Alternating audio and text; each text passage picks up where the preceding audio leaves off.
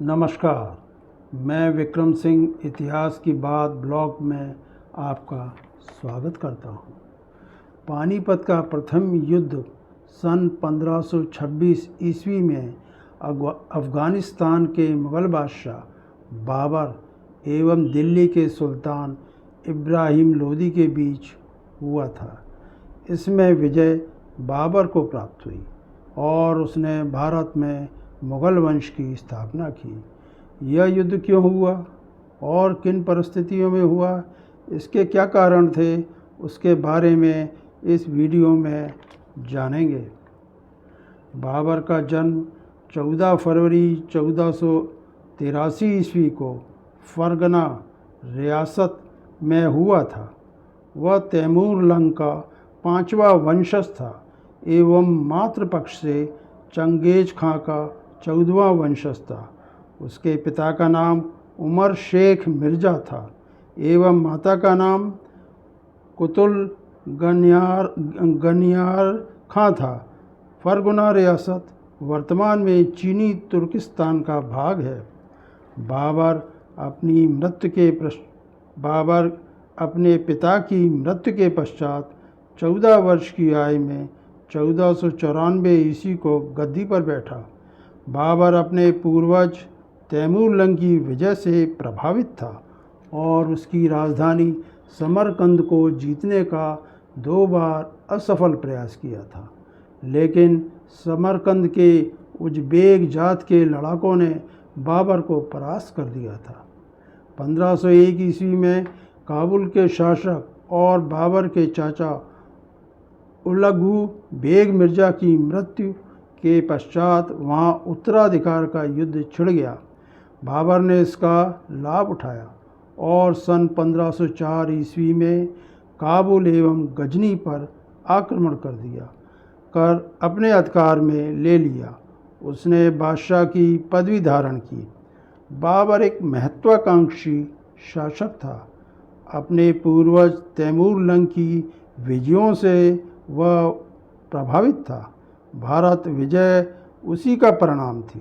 बाबर युद्ध प्रिय, असफलता में निराश न होने वाला साहसी, वीर और योग्य सेनापति था।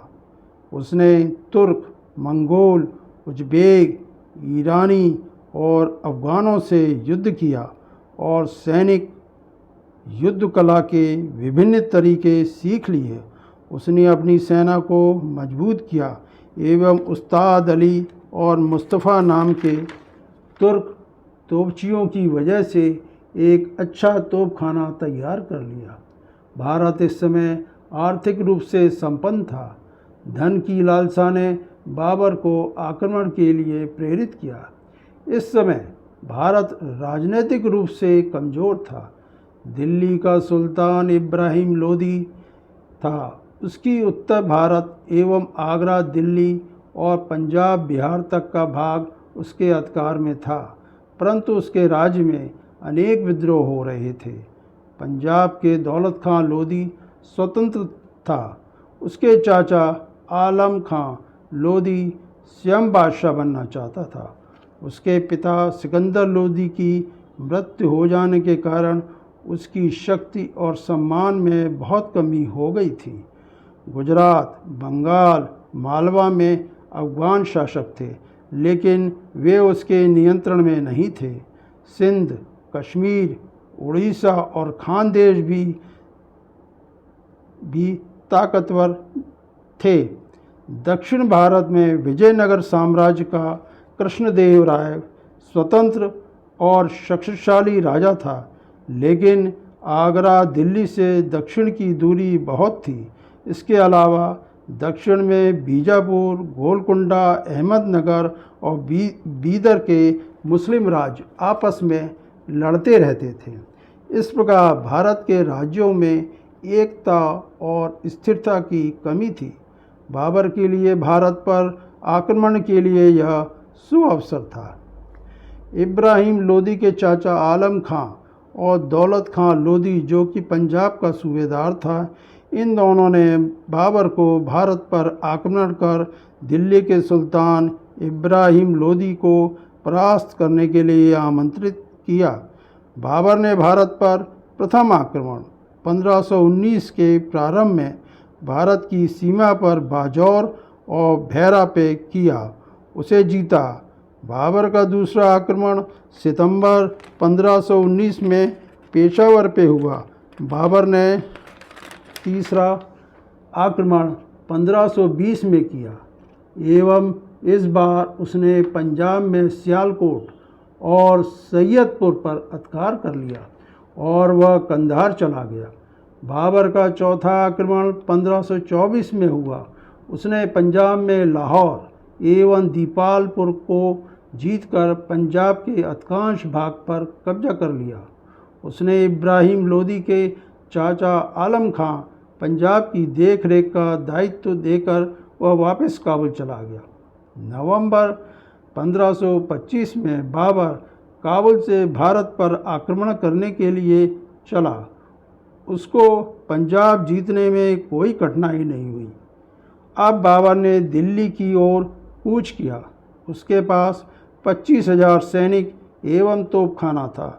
दिल्ली का सुल्तान इब्राहिम लोदी भी बाबर का मुकाबला करने के लिए पंजाब की ओर कूच किया और पानीपत के मैदान में सेनाएं आमने सामने आ गईं। पानीपत वर्तमान में हरियाणा राज्य में है। इब्राहिम लोदी की सेना में 1,000 हाथी और 1 लाख सैनिक थे, जबकि बाबर के पास 25,000 सैनिक एवं तोपखाना था। कुछ दिनों तक, संभवतः 10 दिन तक, दोनों सेनाओं ने आमने सामने रही और थोड़ा बहुत युद्ध हुआ।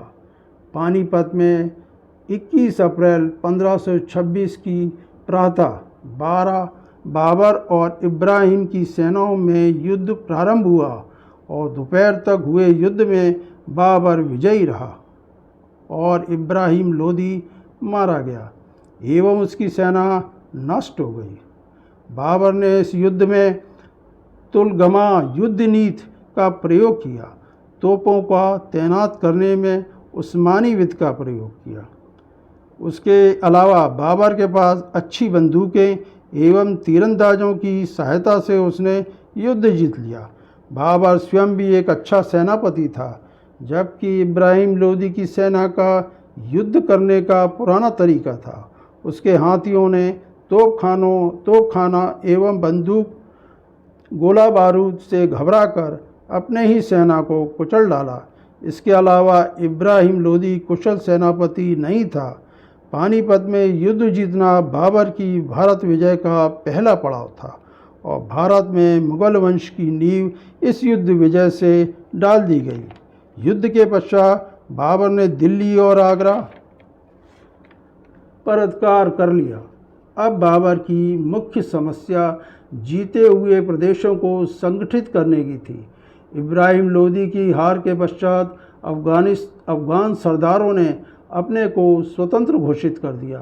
इब्राहिम लोदी के भाई बहार खां ने बिहार में, आलम खां ने कालपी, इटावा में कुतुब खां ने, ग्वालियर में तातार खां ने, बयाना में निज़ाम खां ने, कासिम ने संभल में, मेवात में हसन खां ने अपने आप को स्वतंत्र घोषित कर दिया। इसके अलावा इब्राहिम लोदी का छोटा भाई महमूद लोदी भी बाबर को भारत से निकालने के लिए योजना बना रहा था। बंगाल एवं गुजरात के अफगान सरदार भी दिल्ली को प्राप्त करना चाहते थे। उत्तरी भारत की जनता बाबर को विदेशी आक्रमणकारी मानती थी। बाबर ने अपनी किताब तुजुक-ए-बाबरी में लिखा है कि भारतीय नागरिक मुगलों से नफरत करते थे। सैनिकों के लिए अनाज एवं घोड़ों के लिए चारा उपलब्ध नहीं था। आगरा एवं दिल्ली के अतिरिक्त प्रत्येक शहर की किलेबंदी कर दी गई थी और कोई भी उसकी आज्ञा मानने को तैयार नहीं था। अराजकता का माहौल था। इन परिस्थितियों में भी बाबर ने भारत में रहने का एवं विषम परिस्थितियों का मुकाबला करने का निर्णय लिया। उसने आम जनता के प्रति सहानुभूति दिखाई, जिससे लोगों में मुगलों के प्रति विश्वास बढ़ा। बढ़ा। इससे उसको राज्य में शांति आई। बाबर ने अपनी मुग़ल फ़ौज को धौलपुर, जौनपुर, रापरी, ग्वालियर, कालपी, गाजीपुर, बयाना पर आक्रमण कर इन क्षेत्रों पर कब्जा कर लिया। इसके अलावा जिन अफ़गान सरदारों ने उसकी अधीनता स्वीकार की, उनको अपनी सेवा में ले लिया। बाबर ने मुग़ल सरदारों को विभिन्न प्रदेश बांटकर उनको अपने अधीन कर मुग़ल राज्य को मजबूत किया। इसके अतिरिक्त पानीपत युद्ध को जीतने पर उसको प्राप्त धन को इनाम के रूप में वितरित किया। उसने पुत्र हुमायूं का कोहिनूर हीरा दिया एवं अन्य मुग़ल सरदार एवं सैनिकों को चांदी के सिक्के दिए। उसकी इस उदारता के कारण उसे कलंदर भी कहा गया है। अब बाबर के सामने अगली चुनौती उत्तर भारत के एक शक्तिशाली मेवाड़ राज्य की थी, जिसके शासक राणा संग्राम सिंह थे, जिन्हें राणा सांगा भी कहा जाता है। उसने अपनी वीरता एवं कूटनीति से राजस्थान के समस्त राजाओं को एकता के सूत्र में बांध दिया था। उसने गुजरात एवं मालवा के मुस्लिम शासकों को भयभीत कर रखा था। राणा सांगा की महत्वाकांक्षा दिल्ली और आगरा पर भी अधिकार जमाने की थी। इस तरह बाबर ने भारत में मुग़ल वंश की नींव रख दी।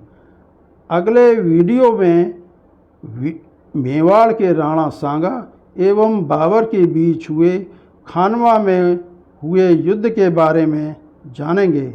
मेरे इस वीडियो को लाइक करें, सब्सक्राइब करें एवं वीडियो में दी गई जानकारी कैसी लगी इस पर कमेंट करें। धन्यवाद।